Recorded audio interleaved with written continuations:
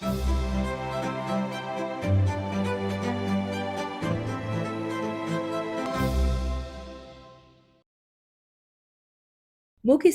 ჩემო საყვარელო ბავშვებო.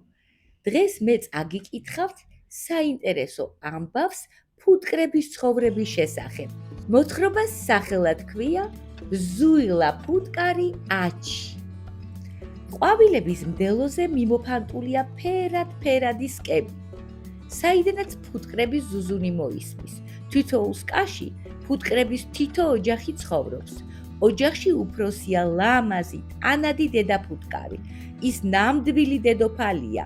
მე ანა ვარ, დედა ფუტკარი. სხვა ფუტკრებზე დიდი ვარ.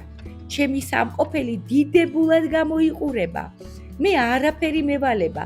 ზოგჯერ სკიდან გამოფრინდები და მინდვრის ყვავილებს თავს დავტრიალებ. მარტო არ დავფრინავ, თან დამყვება მამა ფუტკრების დიდი გუნდი. მე ბზუილა მუშა ფუტკარი ვარ. აჩი მქვია. ეს კი ჩემი მეგობარი ნიკოლოზია, ჩემსავით ბზუის. ჩვენ ერთსა და იმავე დღეს დავიბადეთ სკაში, ფიჭის 6 კუთხა უჯრედში, რომელიც სხვა ფუტკრებმა ცვილისგან დაამზადეს. აქ ჩვენს გაზდას 24 დღე დასჭირდა. მე, ნიკოლოზი და სხვა ჩვენნაირი მუშა ფუტკრები თავს ვამზადებთ. ჩვენ ძალიან გვიყვარს ჩვენი დედა დედოფალი ანა. ვუფრთხილდებით მას, ვიცავთ, ულვაშებით ვეფერებით, კოცნით და თავს ვთავაზობთ ჩვენს დედოფალს. დაიბზუილა აჩიმ და სკის ჭუჭრუტ ანისკენ გაფრინდა. აი მომყევით და გაჩვენებთ, როგორ შრომობ. ულვაშებში ჩაიღიმა აჩიმ, ბზუილა ნიკოლოს თვალი ჩაუკრა და მეზობელ მუშა ფუტკრებს ყვავილების მდელოსკენ გაუძღვა. აჩი ყვავილზე დაჯდა. ყვავილის გულში ჩაყო თავისი პაწაწინა ხორთუმი და ტკბილი წვენი, ნექტარი ამოწუწნა. ფეხებს იქნებდა. აჩის ბუსუსებიანი ტანი ყვავილის მტვრით დაიფარა. შემდეგ აჩი ერთი ყვავილიდან მეორეზე გადაფრინდა, მეორედან მესამეზე. მერე მდელოზე სხვა ყვავილებსაც ჩამოუარა და ბოლოს ისევ სკისკენ გასწია. ამასობაში აჩის შეწოვილი ტკბილი ნექტარი თაფლად გადაიქცა. აჩი სკაში შეფრინდა. იპოვა ცარიელი ფიჭის 6 კუთხა უჯრა და თაფლით ამოავსო. სანამ აჩი უჯრას თაფლით ავსებდა, ნიკოლოზიც მოფრინდა. აჩის უკანა ფეხებზე დაგროვილი ყვავილის მტვერი ალოკა და პირი ჩაიტკბარულა. ეს მტვერი მის მუცელში ცვილად გადაიქცა და მუცლიდან პაწაწინა ნემსივით გამოვიდა. ნიკოლოზმა ცვილი ფეხებით მოაგროვა, შემდეგ დაღეჭა და მანამდე გაკეთებულ ფიჭის უჯრებს ახალი უჯრა მიუმატა. მალე აჩის და ნიკოლოზის მეგობარმა ფუტკარმა პატარა იომ თავისი მოგროვილი თაფლი პირიდან გადმოღვარა და ეს ახალი ფიჭის უჯრა აავსო. ასე იყო ჩაღეს მუშა ფუტკრებმა. ბევრი იმუშავეს და ბლომად თაფლი დაამზადეს. აჩის, ნიკოლოზ და იოს ძალიან უყვართ, როდესაც მათ ოჯახში პატარა და-ძმები იბადებიან. ამიტომ იზრუნეს და საგანგებოდ მათთვისაც გააკეთეს უჯრები. დაინახა თუ არა დედა-დედოფალმა ანიმ ცარიელი უჯრები, მაშინვე პაწია თეთრი კვერცხები ჩააწყო შიგ. რამდენიმე დღეში კვერცხებიდან მატლები გამოიჩეკდნენ. სულ პაწაწინები, უსუსურები, არც ცოცვა შეეძლოთ და არც საკვების მოპოვება. აჩიმ, ნიკოლოზმა, იომ და მათმა მეგობარმა მუშა ფუტკრებმა მაშინვე დაიწყეს მატლებზე ზრუნვა, საჭმლის მიზიდვა. 8 დღის განმავლობაში უზიდეს მატლებს საკვები.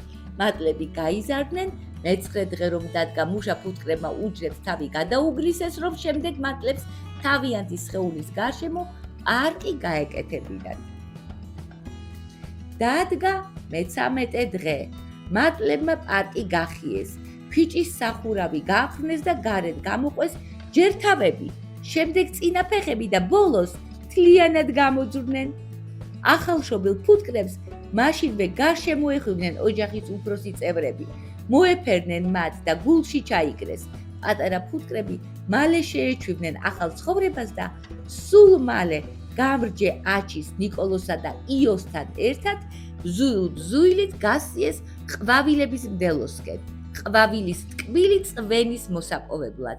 ამ წვენისგან მათ თაფლი უნდა დაემზადებინათ. ზოგი მუშა ფუტკარი სკაში დარჩა. მათ დაცარიელებული უჯრები გაასუფთავეს, რომ ანა დედოფალს ახალი კვერცხები შიგ ჩაეწყო. გამოცდილმა მუშა ფუტკრებმა მდელოზე კარგად რომ დაანაყრეს პატარა და-ძმები, ახლა ალუბლის ბაღისკენ გასწიეს. ალუბლის ყვავილის წვენი რა გემრიელია! დაიბზუილვა ციცქნა მუშა ფუტკარმა ლილემ. დიახ და კიდევ ბევრი პირის ჩასატკბარუნებელი რამე გელოდებათ. მიუგო აჩიმ და მუშა ფუტკრებს ანიშნა. სკაში დაბრუნდითო. სკაში დაბრუნებულ მუშა ფუტკრებს ზვერავი ფუტკრები ანდრო და ნია დახვდნენ. ისინი ფიჭაზე ჩამოსხდნენ და მუშა ფუტკრებს მიმართეს. ჩვენი საქმე შევასრულეთ, მიდამო დავზვერეთ და ნექტრით სავსე ყვავილები ვიპოვეთ. ახლა ცეკვას ვიწყებ. აბა დაგვაკვირდით? ზვერავებმა ანდრომ და ნიამ ცეკვა დაიწყეს. მუცლებს ამოძრავებდნენ, ზუზუნებდნენ და რვიანისებულ წრეებს შემოწერდნენ ჰაერში. მუშა ფუტკრები უყურებდნენ, აკვირდებოდნენ მათ ცეკვას.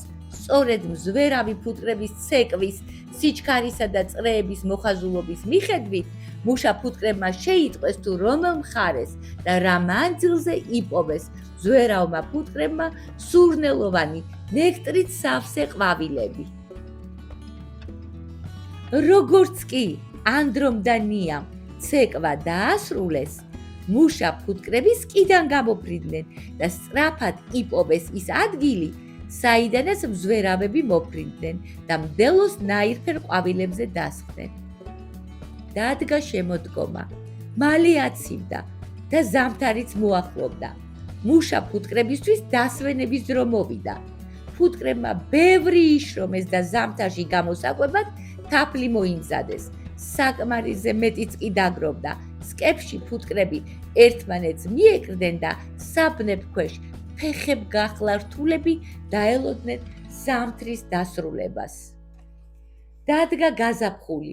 ფუტკრებმა გაიღვიძეს, გაიზმორნენ, გამოფხიზლდნენ და მიუხედავად იმისა, რომ ოჯახში თაფლი ჯერ კიდევ ბევრი ჰქონდათ, სკიდან გამოფრინდნენ და მინდვრებისკენ გასწიეს სამუშაოდ. ფუტკრის ყველა ოჯახი ძალიან კეთილი აღმოჩნდა.